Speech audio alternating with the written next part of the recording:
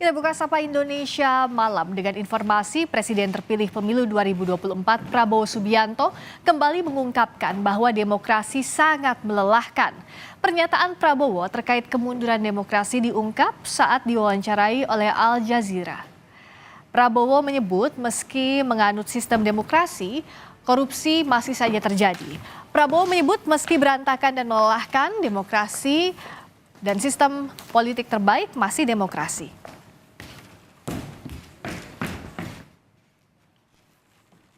How many governors have been changed? How many district bupatis have been changed?